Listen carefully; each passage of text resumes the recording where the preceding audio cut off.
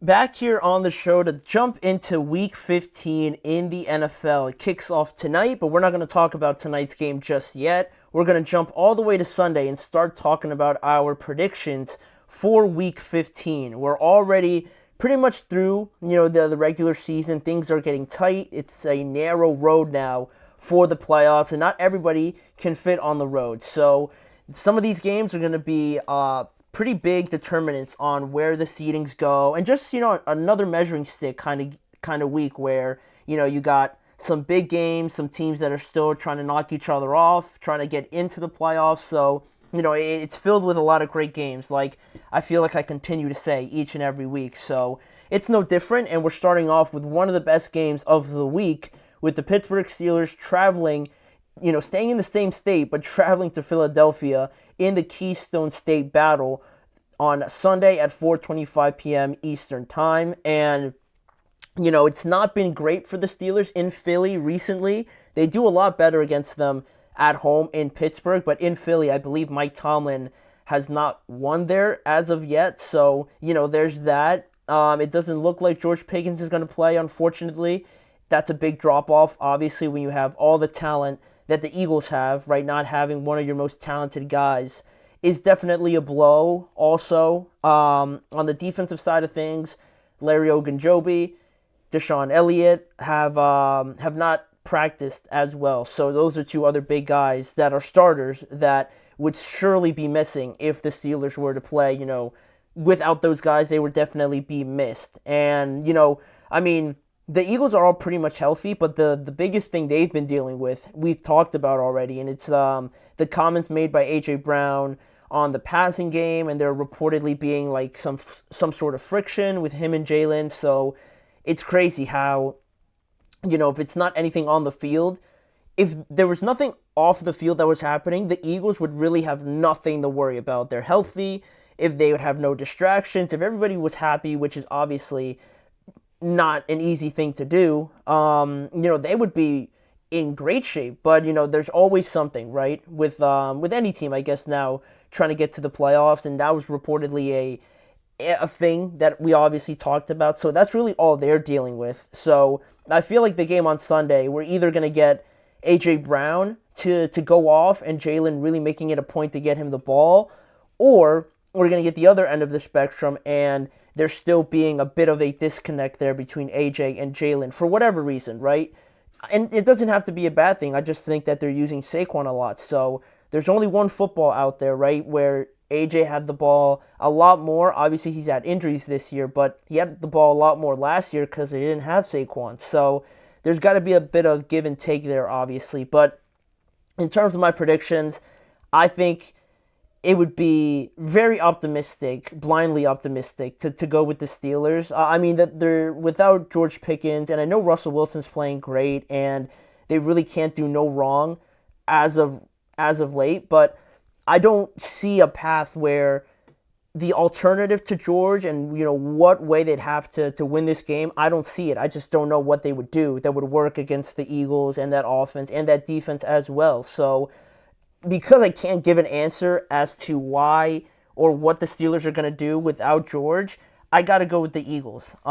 They're playing great too. They're one of the best teams. So I think it's just a little bit too much for the Steelers. I think they could keep it close, but to get over the hump, I'd have to see a way that they do it because I can't give you one right now. So that's the first game. Then we look down a little bit and we get the Packers at the Seattle Seahawks, a potential playoff matchup if things, play out a certain way. But it makes me think back to Russell Wilson and Aaron Rodgers playing, right, all those years ago in the NFC. But there's a whole different cast of guys here, and I mean, the level is still really no different. The Seahawks are playing great. They're one of the hottest teams right now on both sides of the ball. They're protecting the ball better, and they're creating turnovers and getting to the quarterback on the defensive side of the ball. But Green Bay, too, they just went point for point with who I think is the best team in the NFL in the Detroit Lions, and they arguably could have won that game. So, I mean, I'm pretty high on the Packers. I just think, you got to find ways to close out teams, obviously, and, making sure you get these wins because they're important, right? You can be in these close games all you want, but if you're not able to close them, it makes people very hesitant. But I'm still, keeping hope out there for the Packers. They have a good record too. They're 9-4.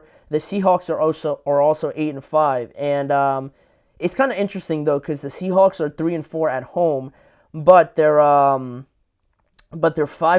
on the road, which is kind of a weird dichotomy there. And Green Bay is 4-2 on the road going into this game, and I just feel like because they're so close, and that's a lot of credit to the Seahawks and what Mike Macdonald's doing there with a very young team that I don't think a lot of people expected to win the division anyway. I'm going to go with Green Bay in this one. I'm going to go in Green Bay on the road because of the fact that not only do I want to see more entertainment in the NFC West, but also I just feel like their way of running the ball and being consistent with Josh Jacobs, I like it more and I trust it more than the Seahawks with Kenneth Walker and Zach Charbonnet. I just feel like they don't really run the ball as efficiently. They had a great game this past week, but I need to see it more consistently, and I think the Packers do that. So I'm going to go with the Packers here on the road. Anthony Manzano, welcome to the show. How you doing? And then the next game here on the left side, not much to say. The Ravens are going to win. The Giants haven't won at home all year, and the Ravens are coming off of a bye. I think Derek's probably going to run for a couple touchdowns and probably over 100 yards, and I mean, that's all I can say. The Ravens are going to win. There's no world reason or anything that you could say or I could even think of that makes me think the Giants could be even close. So the Ravens are going to win. Simple as that. We can move on from that game and move to the other side of things. The Jets are traveling to Jacksonville. Both of these teams are 3-10. Who would have thought? Who would have thought the Jets would be 3-10 right now, and also the Jaguars as well, especially with both, I think, coming into this year with some pretty high expectations because the Jaguars collapsed at the end of last year and also paid Trevor all that money. Not a great look, obviously, to be 3-10.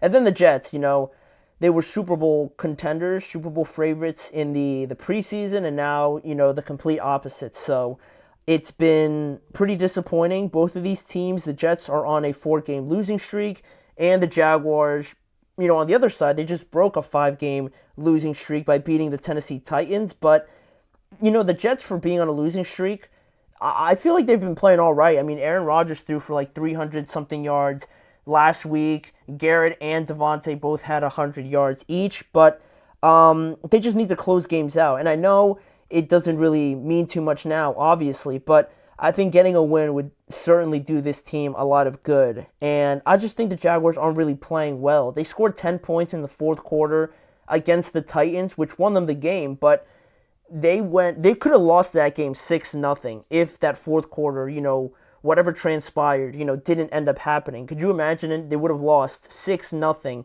to the Tennessee Titans. So I'm not really convinced by them.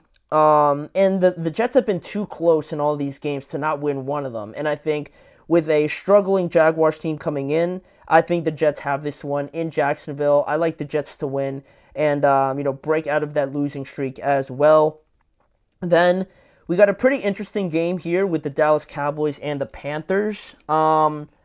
It's closer than it looks. And I think if I looked at this right, the Panthers might be the favorites. That might be the first time all year, or one of the only times I've seen them be favorites at all this year. On ESPN, the Panthers are 3-point favorites, and I don't think it's any sort of error or anything like that. I think this game could be a lot closer than a lot of people think. Arguably, and I might be going on a limb here, the Panthers could be 6-7 right now, with a better record than the Cowboys, right? Because the Cowboys are 5-8 right now. The Panthers could be 6-4 right now, not 3-10.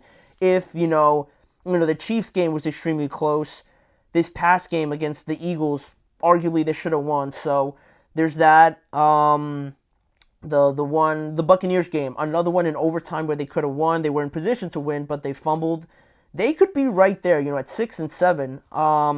It's a great job by Dave Canales. He doesn't get enough credit, but Bryce Young really has turned the page also once he returned from being benched to now being the quarterback again. He's played awesome, and really, I think the Cowboys were kind of shell-shocked by the loss to the Bengals, and I think this game, they could overlook the Panthers in a way. So I think the Panthers deserve a win here. I like them. I like what they're doing, and I like what Bryce Young is doing. But the biggest reason of all could be because DeMarvion Overshown, the Cowboys linebacker, is obviously now out for the rest of the year. And I've been so impressed by him that I feel like him not being there, you're really going to tell a difference with this Cowboys team with him not being out there. Because Mike is great, don't get me wrong. He affects the game a lot. But Overshown has been everywhere for them, making tackles, getting in passing lanes, stopping the run. He does a lot, almost everything for them.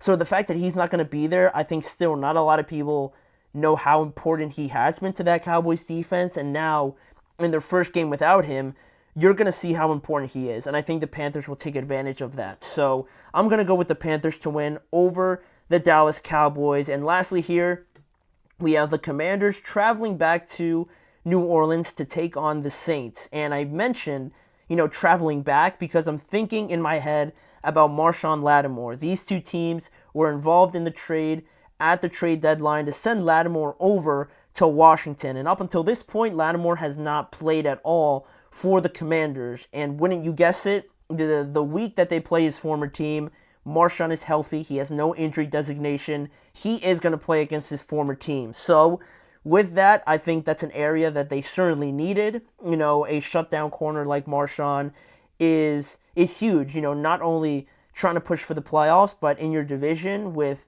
CeeDee Lamb, they're not going to be in the playoffs, but, A.J. Brown and things like that, you're going to need a guy like that. So the fact that he's going to be out there playing, and I'm not expecting Derek Carr to play either, give me the Commanders. They just put up 42 points on Tennessee. It looks like they've regained that spark on offense, so I'm going to go with the Commanders to keep hold of that wild card spot there, at least for another week in Week 15. And that's all the games we're going to get to on today's show. Part 2 is coming tomorrow, so in the meantime, we're going to jump to another segment here and preview tonight's game. Tonight's game is going to be a huge one in the division, in the NFC West, between the 49ers and the Los Angeles Rams. A lot of star power in this game. We're going to break it down, all the matchups and my predictions coming up right after this break. Looking